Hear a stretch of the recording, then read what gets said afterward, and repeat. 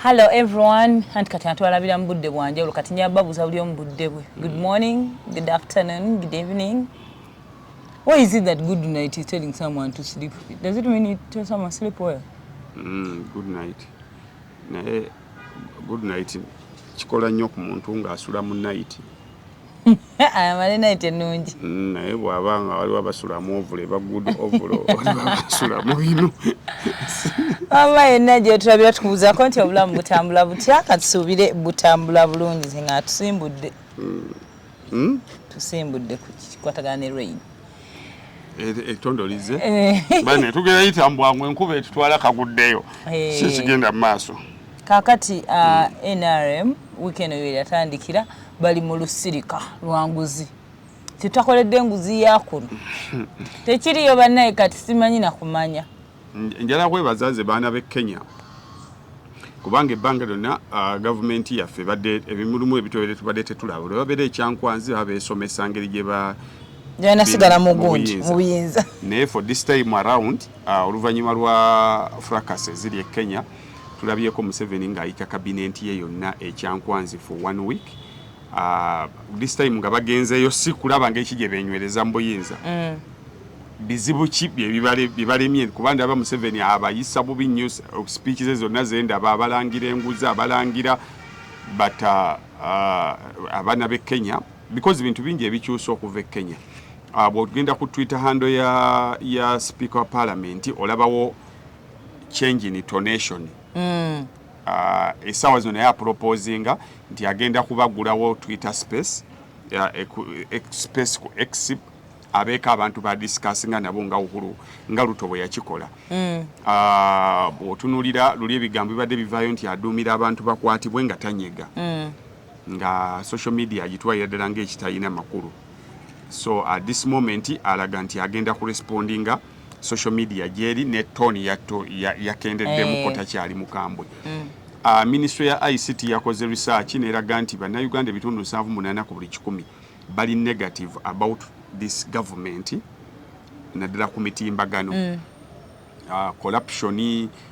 engeri gye agencies za government gye zibakwatamu, agencies z'ebyokwerinda n'ebintu ebyo bingi nnyo.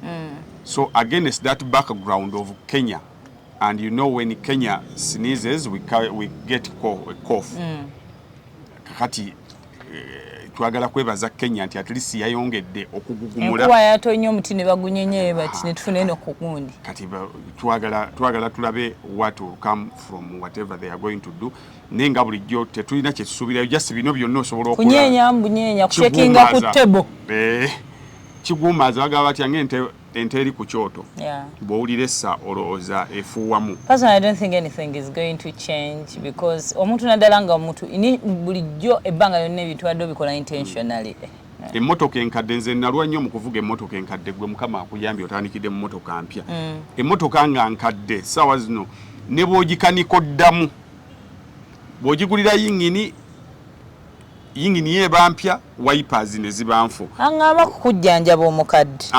Mujjanjaba amagulu enkya n'akaaba omugongo ne mujjanjaba omugongo enkya n'akaaba amaaso n'ogamba nange muzeeyi kiki. So kabukulu asomba kati gavumenti yaffe kabukulu 40 years asomba. Asombye yes. Bino byonna we don't know. Aita nadde nsomamu a statement nga bagamba siwe bati we batandika as the government. Okay, bonga they work for the government, of course they are supposed to kubirira mpola mpola. Siwe bati we byatandika ne bagamba kati bagala balabe ddala obuzibu bwavaawa. So we tuli awo as pa katuyongere okwesabira kuba bw'obubbi buli waggulu nnyo trillions 9.2 bayongeddeyo corruption unit. Bagenda kwongera endala 2 already bagitongozza. Ebyo byonna ka system ke kafune n'enkuba. Nako ku statement ya Dr. Besigye. Mbadde nga nalayo ku statement ya Dr. Besigye ng'agamba ne bwe banaakola batya enguzi naye tunaagikolera ki. Paka nga emirandira gisiguluddwa. And that is President Museveni. That's what he was saying. And wali obuzibu wokka. Because challenge eriwo nti after 40 years waliwo ekintu kimu ekireeta enguzi is compromising. After 40 years and you still want to be in power, there are very many people you need to boyino kusanyusa. okusobola okubeerawo mu buyinza oyawukana n'omuntu alibadde mu buyinza for 5 years oyo aba tannabaako gwe yeeguya because akyalina abantu bakyamwagala fatigue eri gye nakugamba fatigue after 40 years eba tennaba kutuuka at its highest but after 40 years in power ng'ate okyalaga okomawo you need to oyina creatingawo first of all many positions osobola okwaccommodatinga you all the people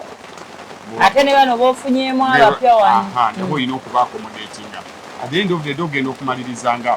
transparency ebula kuba bw'okwata hafi ng'alina ssente zakumpanyiza osiikiramu n'ogamba hafi oyo asobola okundeetera abantu ba sayidi eno oyo n'omuleka so ogenda okulaba nga selectivity in arresting people nga yeeyongedde okuba ey'amaanyi buli omu alina kyakubanja literally agamba nze nkola kino ono bwe naamukwatako ab'eddiini bajja kunyiiga ono bwe naamukwatako ab'omwambuka bajja kunyiiga muntu waabwe ono bwe naamukwatako so ogenda okumaliriza nga you have a lot of work to do okusobola okusigala mu buyinza so ye challenge ekyasinza okuba ey'amaanyi nti if at all we can change enkuba etonya wano mu kibuga Kampala so yensonga lwaki ne wano bensembedde ejja kufuna so our point is byonna byonna nga bigenda mu maaso what we need to change is the apex waggulu eri mbainas the apex ogenda kuba toyina kyokoze wakakati essaawa zino okubeera ne Moses Ali mu kabinenti yo nti pesi kwakolera ebintu kasingaza omusango are you going to arrest him mu mbeera ye mwali era ojja kunyigamu bunyizi ogambe abaddewo okuva simaya mu myaka gy'abaamiini yazaalibwa 1935 atajja kufiira mu kkomera then ayina abantu b'engulu bandeetera so bino byonna byonna tugenda bikola tujja beera mu ntuula but minus the change of the guards corruption kati olaba Ruto essaawa zino tannafuna nnyo gwe yeeguya akyeguya bantu yensonga lwaki olaba yataddewo ennaku ziri naye 6 bagenda kutuulamu boogere ku bintu ebiruma bannansi so gwamukoppa nti abantu basobola omugumiikiriza because tebannalabako bw'amala okutuula kikyazzaako negwe we've had programs zibadde nnyingi nnyo ezirwanyisa enguzi wano mu Uganda programs zibadde nnyingi nnyo ezigaggawaza abantu wano mu Uganda programs zibadde nnyingi nnyo abantu ze banyiigidde abantu engeri gye bakolaganyemu ne agencies abantu engeri gye corruption owaffe ayawukana ku w'ab'e Kenya owaffe bwe guba mulandira gwa muvule ali wansi eri ow'e Kenya essaawa zino ali ish ali wano kungulu nti mwangu wa kusiga okula the guy has been in power for 2 years and the president waabwe bwe yagira bwati teyakyusa mu constitution teyaddamu kwesimbawo so precedents ze balina about leadership nyingi nnyo naye ffe tetulinawo ssuubi naye at least eddoboozi baaliwulidde nti bulijjo ffe twogera nga buli w'obyogerako wano batugamba you politicize everything now the song even Anita Lwayimba ayimba corruption Museveni ayimba corruption so gwe anenya Bobi Wine okuba nti buli weetolola kyanyumyako then gwe kati gwe ine ekikyamu because ne bebanenya bennyini bwe batuukira okuvaayo nawo bagamba tukiraba naye kakati like batuguddemu nnyo tukendezezza tutya okuba nti tulabwa because service delivery kati esinga okulagwa tebiba byaffe service delivery is personal batulaga amalwaliro gaguddwawo nga g'abantu ssekinnoomu batulaga amasomero gaguddwawo nga g'abantu ssekinnoomu ontegeera so genda okumaliriza nga continuity yaabyo after them toyinaawo so kati ekyankwanzi gye batudde twongera basabira naye nze nyongera kwebaza bannakenya nti at least bayongedde okulaga eddoboozi naye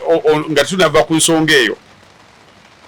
emisolo Kenya gyeyongera otuteekako buli lukya okusobola okukavalinga ssente zaabwe lwe tubadde tubibannyonnyola nga mulowooza byakusaaga Kenya amabanja geerimu mangi nnyo kakati enyigiriza kati buli kintu kiyinza okuvaamu ensimbi nga tekinyigiriza ate beewaabwe kati amafuta gaffe ge twabadde tutuusizza bagataddeko omusolo on top of mafuta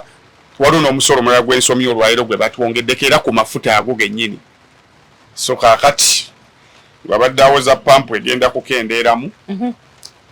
twongere okwesiba bbiri kale kakati waliwo emboozi ezaffe eza bulijjo zino ezitubeezaawo eza surviving emboozi bana buzibu ki obwa munnamawulire munnaffe Ssuuna Ben n'omukyala lwaki bakera kwankya ne bazimba ennyumba n'agikubamu omukyala buli omusajja alaba story eyo maye waliwo story ezijja n'ogamba buli musajja alibadde atunuza eriiso jjoje because buli muvubuka eriiso jjoje balekerawo ditunuza abakyala bokka balitunulizeeko n'ebintu byabwe by'obugagga buli muvubuka you a candidate of what Ssuuna Ben is going through buli muwala you are a candidate of what Mary Nambwayo is going through ekiriwo because Ssuuna ne Nambwayo mu sako z'amawulire tekibadde kyama nti they've been lovers but not married kweyagalako babadde beeyagala era mu kweyagala kwabwe ng'abakozi abakolera ewamu Ssuuna Ben bwe yali ayisa olweyo ne Nambwayo ne lumutwaliramu teyalina kasubi kano kagoba bayisa olweyo abavubuka Ssuuna ebiro byalimu taata tabunyerere byalweyo kakati challenge weva Ssuuna yayagala Nambwayo ne batuuka ekiseera bayika Ssuuna nalaba nga tebijja kukola bw'atuna nalaba nga tebijja kukola birinamu omwana Nambwayo nga ye aludde kuba Nambwayo is relative to is from the horse's mouth abantu abalinaanye Ssuuna Nambwayo is relative to Kamogoye abaguza poloti era Nambwayo kyekyamutwazaayo nti akola emirimu gye mingi amu coveringira stories and what have you batandika okweyagala ne Ssuuna Ben amutwalayo eri nga bwotwala kiraya nti naye ate ng'otutte muntu wo gwe mwagalana okitegedde so bwe batuuka eri ne bakkaanya ku ssente ze balina okusasula poloti Ssuuna n'atandika nga okuteekayo ssente bw'amaliza okuteekayo ssente at the end of the day n'abanja ekyapa okumala emyaka emeka nga tebamuwa kyapa kye okusinzira ku ye balwawo okumuwa ekyapa kye ennyumba eno esooka etambule kuba bwe yamala okusasula poloti ennyumba netandika okuzimbibwa kati ng'ekyapa bw'amala n'akiraba ng'enju ekyali ku musingi nti kiri mannya g'abantu babiri agamba kange mukaseseme enju olutalo luno lwandibaddewo ng'enju eri wansi okugitunda kwali badde kumwanguyira okukanya nti tugitunda otwaleko ezizo nange ntwaleko ezange. But did they like contribute money or something? Omukyala aleeta n'omwami n'aleeta. Ssuuna Ben alina ssente ze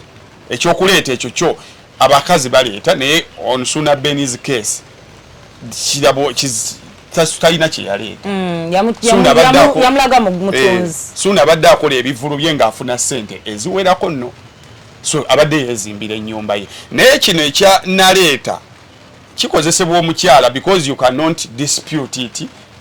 asobola okuleeta moral support kwa tewali receipt moral support then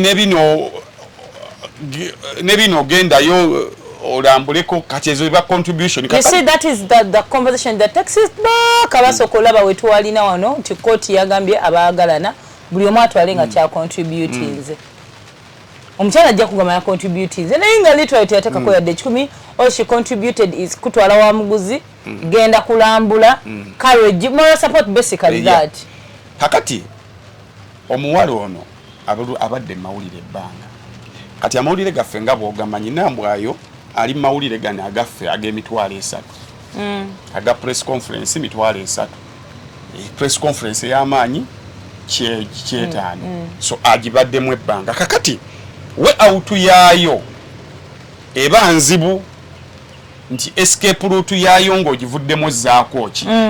kakati mukama bwakuyamba n'oyingira enkambi ya Suuna Beni nga amuyambako okusasula ab'amawulire kwa bwatyo bwe yayingira mukozi munnange tutambula mu akola ebivulu alina emirimu gye kati ajja kwetaaga ttiimu gy'akola nayo n'ayingira ku ttiimu Suuna Beni kakati nga bwe mulwa mwenna naye nga gwe ekyokukola okimanyi nti olaba essaawa zino ndi wano nga tewali kyabaddewo because abakazi ezo na calculations abakazi muzikola n'abasajja mulimu abazikola abasajja abeerawo n'agamba bwenzaala mu famire eyo famire ya gundi bajja kwerabirira omwana waabwe omwana wange alina future olugokwa muzadde n'abasajja babikola alinoonya nono abazaga Suuna Beni wali essaawa zino sente azifuna akati singa wabaawo ekibaddewo obulamu buba busobola okukola ki okuntererera era bw'ogenda mu kikomera kiri ku Salama Road Suuna Beni mwe yasulanga nanyini kikomera yazimba babiyita bu train waliwo obwekyemmanga waliwo n'obwekyengu Suuna Beni ng'apangisa ku kekyengulu Nambwayo ng'apangisa ku kekyemmanga bwe batyo ebaabeera yabalasa mu covid nga teba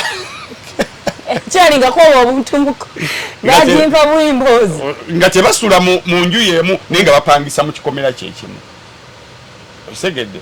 era tewaliwo olunaku lwe bakugamba nti ono yasenguse nadda mu ruumu y'ono oba ono yasenguse nadda mu ruumu y'ono they've been literally living separated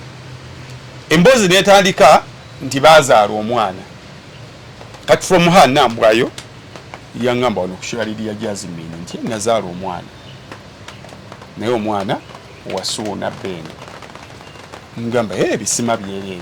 era obulamu bwe butyo butambula so calculation yava mabega ng'ejjeka ebeera calculated era kyova olaba ekyokuteeka erinnya ku kyapa tekyagudde bugwi omuntu yenna kasita amala okuzaalamu omwana kitegeeza byonna ate ng'akulaba toli steady you are this man who has many wives and many children kwa Suuna alina abaana abalala talina mwana wa Nambwayo yekka kakati akubamu pulaani agamba nsobola okusigala gyendi nga bansasulira kwa Suuna abadde amusasulira naye future yange eriwa agenda akwata omukazi amutwe mugana amaka era ebafunye obutakkaanya okusinzira kasita obutakkaanya bwatuuse ku piiki nga ono alaba tewali kiddako twekumuga nti sheya yo yonna gy'olina bye tukoze nga wendi ya mwana wange osegera kalitwale Suuna Beni bamuwamba mu peeni ne bamuwamba kati olutalo we lugenda okuva apparently she's pregnant. Yeah, she is, but we are yet to confirm oba lwa Suuna oba si lwa Suuna osegedde so she's pregnant okusinziira ku ye n'omwana waali kakati nze sagala kumanya kusalira ani musango ani atagwina because ono yazaala mwoli kasa enkolagana etuuka enkolagana yaliwo era ono ali lubuto lwagamba nti lwa Suuna lwatanneegaana so literally waliwo ekibagatta waliwo abaana tu oli bamukwata speed ne bamugyamu olw'e Masaka bambi kale omuntu akubba n'akufuula omujega gwe nti ekyapa kyasooka fulumira mu mannya ga Suuna yekka then n'agendayo leetalo ono okusinziira ku no wait ekyapa kyafulumako nga muli mannya ga Suuna gokka yakirabako Suuna naye waliwo transfer forms ze bamusayining saleeta zalowooza nti ze zakyusa ekyapa okuva mu mannya agage nekigenda ku mannya ameka abiri kyensuubira nti kisinza okuba si bwekityo bwe kyali bayinza okuba original okuva mu bakirawo nekidda mu mannya gono so lwaki tebamuwa kyapa ekyo ennyumba esooka etuuke weetuuka era olwamaze okusereka ate olwanga ku muntu olina ettaka lye walimalayo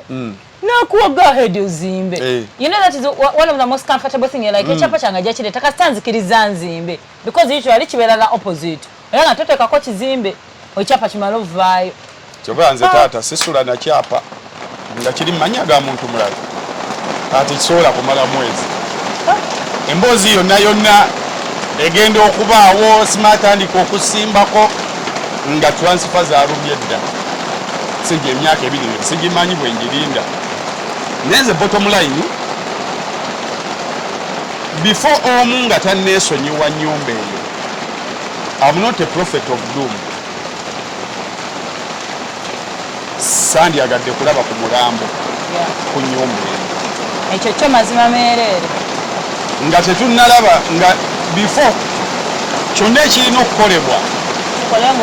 kikolebwa obudde nga bukyali omuntu omu bw'anaaba teyeesonye n'agamba omanyi babasajja bazeesonyiwa ng'ezo ennyumba abasajja beesonyiwa n'agenda n'apangisa akazi go banapangisa loogi n'aleka omukazi mu maka matiribona oba omukazi n'agamba si kabugabuga I need my life nina abaana bange kantambule ngende so omu kuba alina okutuuka ku eyo levo bwe banaalemu okutuuka ku eyo levo kuba suuna tali wiiringi kuddira maanyi ge gonna gabadde asula mu ndongo mu mpewo ne famire yesusuubira nti eri wiiringi newezibanzibe kuleka nnyumba eyo kuba suuna alina abaana abala singa omukazi abadde nti nno mukazi wo olina abaana bana bonna yabayina ogamba kasigale mu nnyumba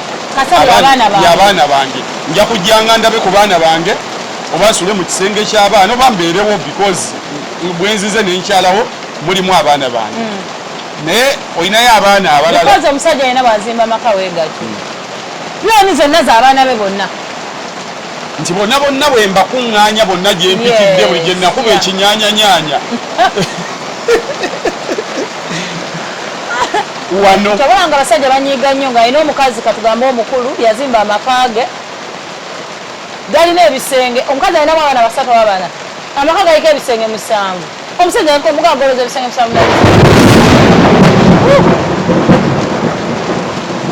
tunasomola olutalo ffe